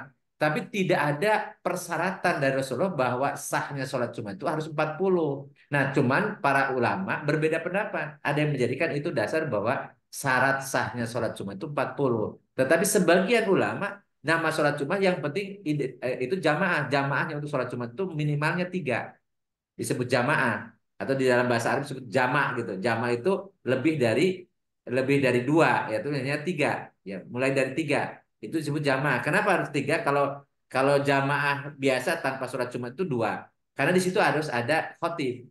Jadi ada khotib, Ya. jadi imam, ada khotib, ada makmum gitu ya. Jadi itu minimalnya. Jadi sebenarnya ya sama dengan jamaah yang lain cuma plus ada khotib. Ya, itu yaitu pendapat jumhur selain dari kalangan mazhab Syafi'i. Sehingga tadi kalau misalnya itu dipersyaratkan mungkin yang dia mengambil pendapat mazhab Syafi'i jadi harus 40. Sehingga kemudian dia pindah. Kalau pindah itu pasti makin berkurang kan. Kalau dipahami bahwa itu menjadi syarat, itu pasti kemudian tidak akan pernah mensolat Jumat di sebuah komplek yang jumlahnya sedikit. Kemudian kemudian orang-orangnya kemudian bersolat Jumat di tempat yang lain. Ya, atau bagaimana kalau seandainya itu babab alas misalnya, jadi komunitas pertama, nggak cukup ada 40 di situ, yang laki-lakinya yang itu, apakah gugur kewajiban sholat Jumat? Pertanyaannya kan gitu ya, karena ini dia syarat. Dan sebagian ulama mengatakan makanya yang seperti ini ya karena bagian dari apa ya khilafiyah, maka tetap kewajiban Jumat itu berlaku bagi setiap laki-laki Muslim yang balik, yang mukimin tidak sakit, maka dia punya kewajiban sholat Jumat. Dan sholat Jumat itu menggantikan sholat zuhur. Dan 2 khutbah di dalam sholat Jumat itu menggantikan 2 rakaat sholat zuhur. Maka dari itu mendengarkan khutbah di sholat Jumat itu hukumnya fardu, hukumnya wajib. Jadi barang siapa yang sholat Jumat tapi tidak mendengarkan khutbah, maka fala Jum'atalah. Atau ketika dia mendengarkan khutbah, dia WA-an, chattingan, bahkan mengupload berkomunikasi ya dengan orang yang sedang sholat Jumat. Bahkan kemudian diskusi juga di chattingan dengan istrinya sudah mempersiapkan kopi, makanan dan seterusnya. Jadi dia tidak sholat Jumat jadinya. Karena bagaimana mungkin ada orang sedang khutbah atau sudah itu pengganti sholat sama dengan orang sedang sholat chattingan. Jadi dia batal, batal apa sholatnya gitu. Demikian pula orang yang sedang mendengarkan khutbah, kemudian dia chattingan atau ngobrol. Makanya di kampung-kampung itu ketika muadzinnya menaikkan khotib ke mimbar, itu disampaikan hadis Rasulullah ya. Jadi wala tatakallam, wala tatahadda, tatahaddas, wa man la tatakallam faqad lago, wa man lago fala jum'atalah. Angsitu rahimakumullah. Itu disebutkan tuh hadisnya. Hadis sahih Imam Bukhari Muslim gitu ya. Jadi siapa saja yang ketika khotib ada di mimbar, maka tidak boleh berkata-kata, tidak boleh bercerita. Siapa yang berkata-kata, maka dia telah melampaui batas. Dan siapa yang melampaui batas, maka fala Jum'atalah, tidak ada Jumatan. Kenapa? Karena dianggap batal sholat Jumatnya. Karena lagi khutbah itu menggantikan 2 rakaat sholat duhur, dia ngobrol, dia berbicara, termasuk dia chattingan, dia WA-an, apalagi dia nonton video, apalagi kemudian dia mendengarkan debat siaran ulang Presiden. debat antar presiden dan seterusnya. Apalagi dia kemudian ketawa-ketawa. Makanya khutbah Jumat itu beda dengan ceramah, beda dengan seminar. Dia tidak boleh guyonan, tidak boleh bikin ketawa dan tidak boleh bikin ngantuk. Termasuk Apalagi itu ya. menyampaikan sampai 10 lembar baca dengan suara lembut, kemudian tulisannya fontnya 10 spasi 1 10 lembar sampai sejam. Macam-macam. Apalagi kemudian dia kampanye dan kita udah kacau balau. Makanya khutbah Jumat itu singkat, padat dan memberikan motivasi sehingga dulu Rasulullah ketika khutbah Jumat itu seperti panglima perang sedang komando tentaranya pasukannya di medan perang. Jadi tidak ada yang ngantuk. Ya. Makanya khotib itu khotib Jumat itu harus tegas, harus keras, harus kemudian bisa membuat orang melek gitu. Dan tidak boleh membuat orang ngantuk. Jadi tidak boleh mendayu-dayu ya. Dan seterusnya gitu. Nah, kalau selama ini kemudian kadang khotibnya apalagi kita tengah hari habis makan siang kemudian capek jadi istirahat dari kerja begitu pas khotibnya lama kemudian suaranya lembut saudara kemudian ya udah tidur. Bagaimana hukumnya? Ya karena ketiduran tidak sengaja tidur gitu ya. Ya mudah-mudahan dimaafkan. Tapi harusnya nggak boleh, nggak boleh lagi dengerin khutbah tidur ya. Tapi faktanya sekarang ini mungkin ya mayoritas dari kita Buat seringkali tidur. tertidur. Atau buat tidur sih, Jumatan buat tidur. Habis makan siang. Habis makan siang gitu. Ya, Nah, gitu. Jadi Mas Igos tidak boleh keluar dari jamaah itu. Ya, kalau itu kapan kapan terjadinya sholat Jumat? Kalau seandainya semua orang seperti itu cara berpikirnya. Yang jelas itu salah satu pendapat saja dan menurut penilaian saya pendapat yang mensyaratkan sholat Jumat itu 40 itu lemah. Ya, dasarnya lemah. Karena itu dasarnya dulu sebelum Rasulullah hijrah dan kebetulan jumlahnya 40 orang yang kumpul, oh, bukan mempersyaratkan, bukan. Hmm. ya, karena saya kan penganut yang 40 itu tatap, jadi saya Iya, apa ya dengan penjelasan ini makin paham. Terima kasih. Jadi iya, saya tetap siap, siap. Bangga. Makasih Kang Igos. Sama-sama. Teh Evel mau tanya katanya di ini. Ya, Silakan. bangga. Mangga hatur nuhun Arya. Assalamualaikum Ustadz. Assalamualaikum. Waalaikumsalam warahmatullahi wabarakatuh. Pertanyaannya hanya tentang satu materi yang tadi juga sempat dibahas oleh Uda Daniel, Nikah. tapi ada materinya satu, tapi pertanyaannya ada 4 ya. Jadi tentang itu yang bisa rujuk lagi setelah talak 3 ya. Yang pertama pertanyaannya adalah jika misalnya cerainya itu sudah cukup lama karena mungkin cerainya bukan keinginan dari suami sama istri itu, mungkin keinginan Ya. keluarga besarnya, orang tuanya atau siapa, sehingga pada suatu saat, misalnya ini salah satu kasus, orang tuanya meninggal, jadi yang melarang itu meninggal, suami istri ini ingin rujuk lagi gitu. Apakah, tapi itu waktunya udah lama nih, udah 10 tahun atau 15 tahun misalnya gitu Iya. kan, apakah tetap aturan yang harus menikah dulu dengan orang lain itu berlaku? Gitu, itu yang pertama. Yang kedua, menikah selingan, saya anggapnya ini menikah Iya. selingan ya. Iya. Apakah ini berlaku untuk keduanya? Suami harus menikah dulu, istri juga harus menikah dulu dengan yang lain, gitu kan? Terus yang ketiga, syarat-syarat untuk nikah selingan ini apa, gitu kan? Apakah harus ada perjanjian di antara calon suami istri selingan ini sehingga ketahuan misalnya, oh setelah berapa lama kita akan cerai ya karena saya akan kembali ke suami atau ke istri saya yang terdahulu, misalnya gitu kan. Itu yang ketiga. Yang keempat, kalau ternyata ada pihak yang tidak mau bercerai, si suami atau istri selingan ini tidak mau bercerai, bagaimana gitu. Makanya saya tadi tanya apakah ada perjanjian yang harus dibuat sehingga ini harus dipatuhi oleh semua pihak. Seperti itu Ustadz.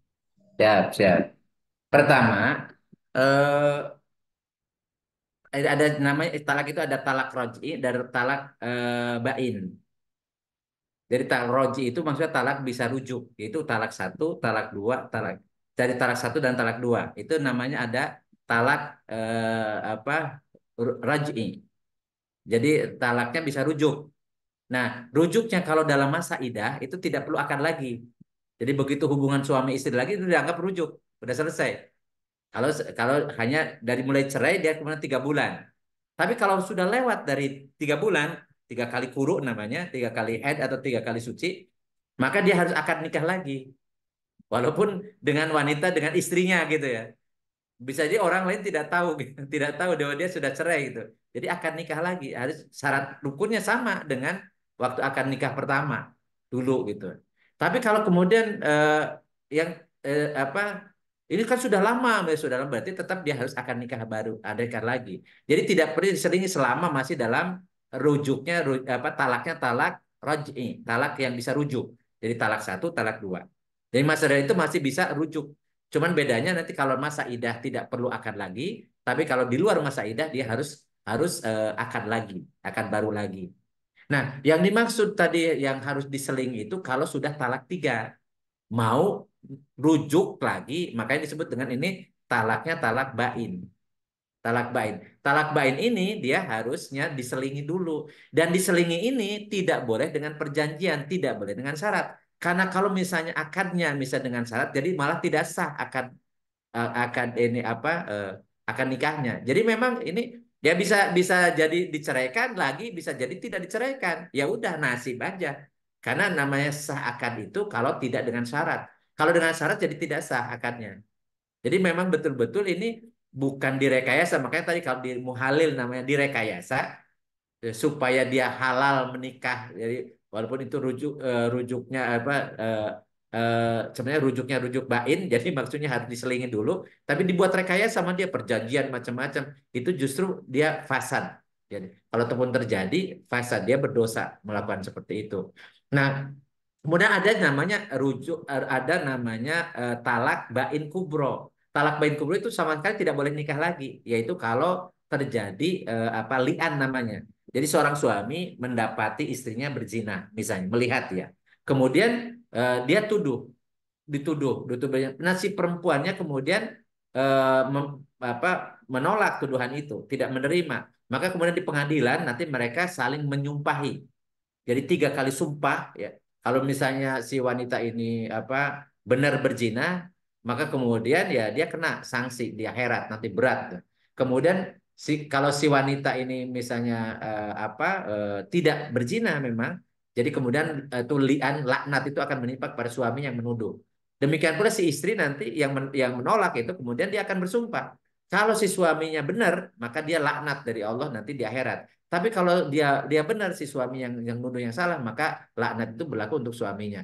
Dan setelah itu kemudian pengadilan harus menceraikan dan tidak boleh kembali lagi. Itu namanya talak bain kubro. Jadi yang tidak bisa nggak balik lagi. Tapi kalau talak bain sugro kecil itu boleh nikah lagi tapi harus diselingi dulu. Selingi dulu, yaitu yang sudah talak 3. Itu nama talak bain sugro. Jadi dia bisa kembali lagi tapi harus terus diselingi dulu. Nah, selingi itu tidak boleh direkayasa, tidak boleh dipersyaratkan. Jadi memang nikah sebagaimana biasa. Bisa jadi nanti dicerai lagi oleh suami yang nyelingin itu, bisa jadi enggak. Ya itu terserah karena memang sahnya akan nikah itu kalau tidak dengan persyaratan. Jadi terpenuhi syarat dan rukunnya. Jadi kalau di pesan nanti ya nanti ceraikan ini nggak boleh. Makanya nikah nikah nikah yang sekarang itu banyak dilakukan tuh. Jadi nikah berdasarkan waktu tertentu ya.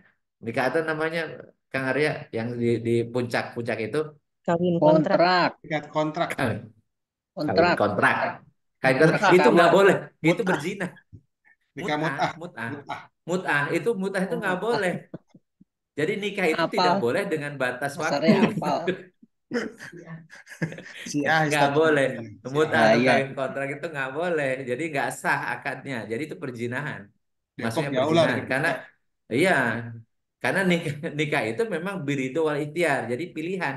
Ya, pilihan. Dan itu memang tidak dipersyaratkan. Jadi terpenuhi syarat dan rukunnya udah selesai. dan itu bisa seumur hidup. Dan kalau ataupun cerai itu hal yang lain, tapi tidak boleh cerai itu dipersyaratkan di perjanjian. Ya. Jadi perjanjian yang seperti ini perjanjian yang batal, ya, yang tidak boleh diberlakukan karena perjanjian yang dalam rangka melakukan kemaksiatan dianggap maksiat karena nikah itu sudah siap dengan kewajiban tanggung jawab gitu. Jadi seperti itu. Kalau yang tadi ini kayaknya pertanyaan berut itu ya. Nah, kayaknya sih udah kejawab atau ada yang belum? Kayaknya udah ya, TFL ya. Makin malam makin panas kayaknya. Ma- masih penasaran itu tadi berlaku untuk keduanya atau Oh tidak? iya tuh ya. Enggak, jadi gini, Perempuan aja ya. yang dimaksud tadi yang merujuk kan suami, yang menikahi suami. Jadi yang dimaksud itu dinikahi itu perempuannya. Kalau si suaminya mah bisa nikah ke bahkan tadi empat empat juga boleh. Kalau Jadi suaminya, jadi kalau misalnya itu ya jadi ingat itu ke Agim ya. hmm, Agim yang menceraikan Oh, Agimnya kan memang menikah sama Teh siapa tuh yang istri ya, keduanya ya. ya, Tapi Teh ah, Miminnya kan Ini. tidak menikah dengan orang lain, ah, tapi bisa ah. rujuk dengan Agim. Iya. Itu karena belum Kan talak baru tiga, kan baru baru 2 kali kan ya belum talak tiga ya. menikah. Ya ketiga boleh. Nah, lalu untuk yang tadi yang Maksudnya habis cerainya bukan karena dicerai kedua ya, kemudian dinikahi Mhm. masih boleh itu. Masih boleh Oke, rujuk baik lagi. baik. Untuk yang cerai lama tadi itu, Ustadz, yang mungkin Iya, mungkin sama. bukan Jadi ya. cerai itu kalau lama misalnya dari lewat masa idah ya maksudnya ya. Jadi kalau misalnya masa idah kan 3 bulan. Dan Idah itu 3 kali suci.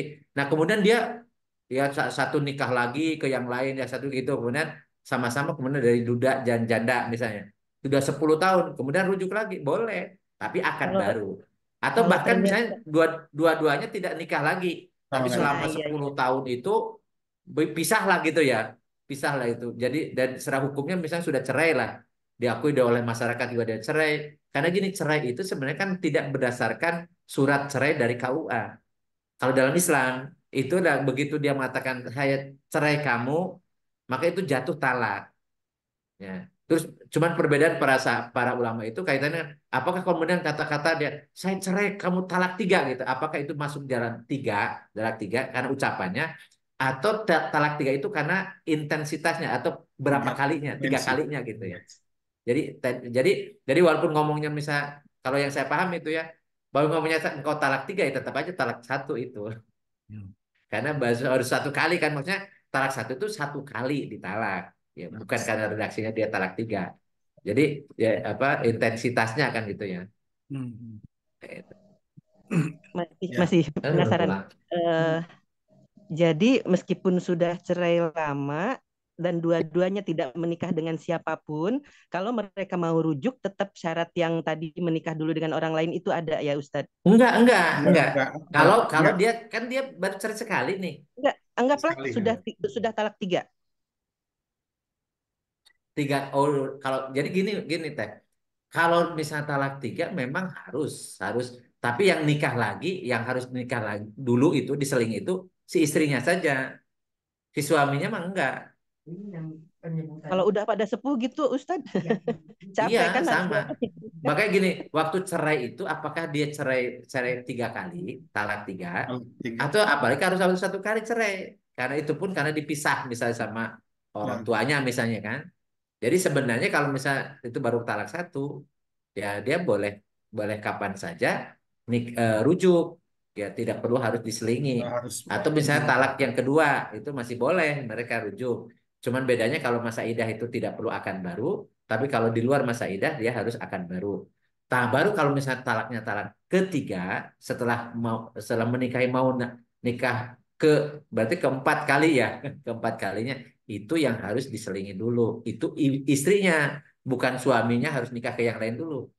Karena yang jadi fokus menikah itu di istri. Kenapa? Kenapa ada masa idah? Kenapa? Supaya clear di rahimnya nggak ada menyisakan ada sel sperma atau sudah jadi dibuahi dan itu kemudian akan menghasilkan keturunan. Karena nikah itu harus clear nasabnya. Jadi siapa nasab makanya ada seorang dokter yang kemudian terkagum-kagum dengan ajaran Islam karena masa idah itu ternyata terbukti bisa membersihkan bahkan jejak ya, jejak DNA yang ditinggalkan oleh suami sebelumnya itu bisa hilang kalau 3 kali huru, 3 kali suci atau 3 kali haid. Ya, itu harus sekitar 3 bulan itu baru. Nah, beda kalau misalnya dia cerai mati. Cerai mati itu ditambah 40 hari. 40 itu masa berkabung. Jadi 3 bulan plus 40 hari. 40 harinya itu berkabung. Dia tidak boleh, bahkan tidak boleh bersolek, tidak macam-macam gitu ya. Nah, setelah 40 hari dia boleh kemudian bersolek macam-macam. Tetapi tetap harus tunggu 3 bulan. Sehingga nanti ada masa berkabung dan ada masa idahnya. Ya. Dan dari kemudian dia nikah. Nah, yang jadi masalah seringkali di masyarakat kita itu masih nama suami terdahulu masih diembel-embelin.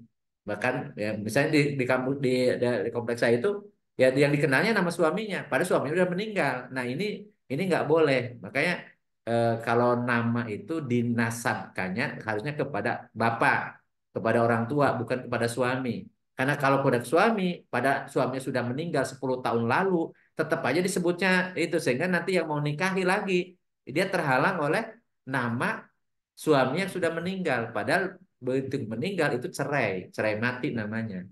Jadi dia memang ya silakan mau apa jandanya yang dikhususkan tidak menikah lagi itu kan hanya janda dari Rasul saja.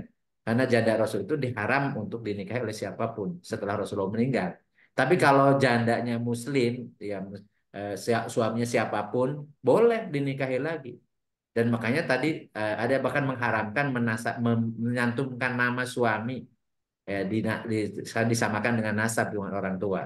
Karena ini walaupun ya tidak sampai seperti itu sebenarnya karena tidak kait dengan nasab. Ini karena huruf kebiasaan di kita aja. Biasanya nama suami itu ditempelkan di nama istri. Bahkan lebih kenal nama suaminya daripada nama istrinya. Gitu. Tapi kalau meninggal mestinya itu dihapus. Tidak boleh nempelin nama suami yang sudah meninggal. Ya, supaya dia statusnya dia jelas dia janda dan boleh dinikahi setelah masa bergabung dan masa idahnya terpenuhi gitu ya. Jadi tadi si suami itu nggak perlu nikah ke siapapun, ya udah boleh. Cuman kalau sudah talak 3, si istrinya harus nikah dulu. Dan nikahnya itu ya tanpa perjanjian, tanpa apa persyaratan, ya. Karena kalau dengan perjanjian dan persyaratan malah tidak sah. Dan kalau tidak sah, apa yang penyelingnya ini, jadi kalau bisa nikah lagi juga ke suami yang sebelumnya itu juga jadi tidak sah. Ya, Jadi karena kalau sudah talak talak tiga, talak. kalau talak 3 itu berarti uh, alami istrinya nikah dulu ya, walaupun sama-sama pengen Iya, lagi gitu ya, sama-sama pengen nikah, iya. tapi istrinya belum belum nikah lagi ya nggak bisa ya Ustaz ya. Nggak bisa. Apalagi kemudian si si suami yang pengen itu kebelat gitu ya, memaksa untuk cerai gitu. Nah, Karena Bisa bisa jadi jadi nggak bisa ternyata lagi begitu juga nikah ya kalau ke suami yang kalau selingan ini, misalnya ya. yang nyeling itu ternyata lebih lebih nyaman. Nah, Ya, tapi nggak ada jadi. ada chemistry, ya udah menghabiskan masa tuanya dengan yang suami baru. yang lain. Ya sudah, memang seperti itu. Iya, iya. Ya. Hati-hati dengan talak 3 Ustaz Kenapa ya. dulu dicerai gitu? Iya, hati-hati dengan talak 3 ya. Iya, Berat, susah baliknya berarti Ustaz ya. Harus iya. nikah secara alami ya. Nggak boleh ini. Ini makin Hatur nuhun, hatur nuhun. makin malam makin Tapi panas. Ada yang mau tanya lagi. Ustadz, terakhir Ustadz boleh Ustadz ya. Ustadz, kalau suami boleh. mau poligami, istri katanya nggak mau, maunya dicerai, tapi kan istri nggak bisa minta cerai ya. Yang jatuhin talak kan suami ya. Eh, Betul. ya kan kejadian banyak tuh, saya nggak mau di Iya. gitu ya. Berarti meminta Hmm. suami untuk menjatuhkan talak gitu ya, atau gimana Ustadz? Yang kejadian Ya, biasa jadi sebenarnya boleh boleh si istri istri. Oh boleh. mengajukan talak kalau terjadi pelanggaran syar'i, misalnya Hmm. apa tidak menafkahi. Maka itu biasa dibaca di siklotaklikan ya. Jadi tidak menafkahi dan dia pada punya kesanggupan menafkahi, tapi dia tidak mau menafkahi. Nafkah itu ada 2, nafkah lahir dan nafkah batin. Jadi kalau dari misalnya nafkah lahir terpenuhi, dia punya uang, tetapi ternyata tidak berfungsi ya sebagai laki-lakinya, tidak bisa nafkahi batin gitu. Dan kemudian istrinya tidak ridho gitu ya. Karena dia nikah kan supaya lahir batin kan. Ternyata dia tidak punya kesanggupan, apa karena sakit, karena diabetes, karena macam-macam, karena sudah sepuh, apa macam-macam lah. Artinya tidak bisa memenuhi kebutuhan batinnya gitu ya, tidak bisa memenuhi sebagai suami. Nah, maka dia boleh mengajukan ke pengadilan. Dan itu kalau diterima oleh pengadilan maka dia cerai gitu. Jadi pada kondisi ketika hak dia tidak terpenuhi, artinya si suami tidak bisa menunaikan kewajibannya, si istri punya punya apa hak juga untuk mengadukan cerai. Jadi gugat cerai namanya ya. Jadi cerai itu dibolehkan. Tetapi kalau misalnya tidak ada sesuatu yang alasannya. terabaikan, jadi kewajibannya dipenuhi, kemudian maka si istri tidak boleh minta cerai. Hmm. Apalagi kemudian dia minta cerai karena ada gebetan yang dulu cinta pertamanya, kemudian menduda misalnya nggak boleh. Itu durhaka dia. Apalagi kemudian mengakibatkan Males. dia kemudian Balas ya dendam. dia kemudian kemudian dia mengakibatkan misalnya tidak taat pada suaminya, ya itu jadi masalah gitu. Jadi apa yang seperti itu pasti karena di tangan suami wewenang untuk mentalak. Hmm. Tapi kalau misalnya gugat dari istri dan itu dibenarkan oleh pengadilan gitu ya, ya maka ya boleh gitu. Tapi dengan syarat tadi kenapa dia minta cerainya itu bisa diterima menurut hukum syara gitu ya. Bukan karena saya sudah bosen gitu. Sudah bosen ya sama orang ini ya nggak boleh. Karena kata bosen itu tidak unsur syar'i gitu.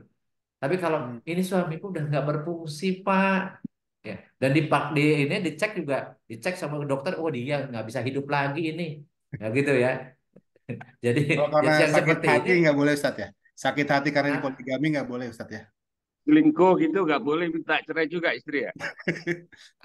kalau selingkuh nanti kalau dalam Islam yang selingkuh itu udah kena sanksi tuh, karena sudah punya suami atau punya istri punya suami berzina misalnya sama berzina ya, karena definisi selingkuh sekarang kan berzina. Nah berzina udah habis dia udah kan hukumnya hukuman rajam. Hukum rajam itu kan hukuman mati.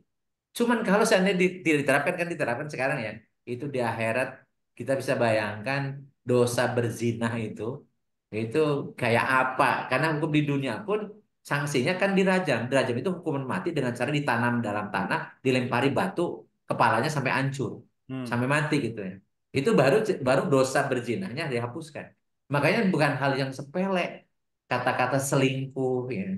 Macam sekarang ini kan dianggap biasa-biasa aja ya dan tidak dianggap perzinahan gitu ya kalau suka sama suka padahal yang satu punya suami yang satu punya istri dan digerebek di sebuah hotel ya ketemu lagi macam-macam gitu dan itu ingat ya kalau misalnya sedang melakukan perzinahan seperti itu pas datang ajal itu dianggap tidak beriman jadi kata Rasulullah ya la yu'minu azani hina zana tidaklah beriman pezina ketika berzina la yu'minu asyaribu hina yasrab. Jadi tidak beriman orang yang mabuk ketika dia mabuk. Maka kalau ajalnya tiba, maka dia mati tidak membawa iman. Tapi kalau Naudzubillah sudah min selesai bisa dzalik. kemudian dia tobat bisa. Jadi tobat itu berarti imannya ada. Tobat itu artinya nyesel, tidak mau ngulang lagi, itu Iya, namanya iya. tobat. Berarti imannya ada gitu. Ya. Jadi kalau misalnya pernah terjadi masa lalu, tobat dengan taubatan nasuha.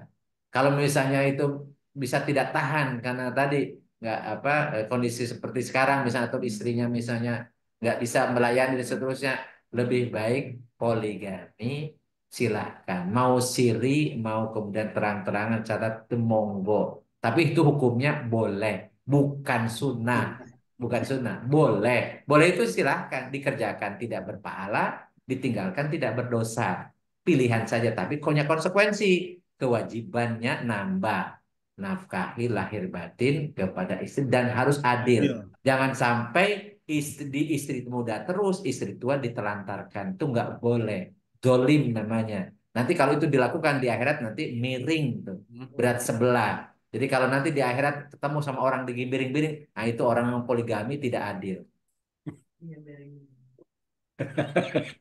Tidak Udah terasa clear ya Ustaz. Tevel? Tevel puas. Iya deh. Jadi Jody boleh, buat jadi juga boleh. Jody. Jadi Pasrah, boleh Ustaz ya, mubah Ustaz ya, boleh. Boleh, pasrah. boleh. Bukan sunnah. Lagian Jadi Boleh bukan kenapa jadi sunnah yang boleh. dibahas banyak pernikahannya tadi Ki? Ada sholat Jumat segala. Larinya Ya malah di kita kan membahas pernikahan. tentang rukun dan syarat tentang sah. Karena boleh tadi jadi topiknya kita boleh. tentang sah sama batal sama pasang. Nah kan jauh kan jadinya di Sunda mah nggak ada talak 3, talak tilu ayana. Talak tilu sekali ya.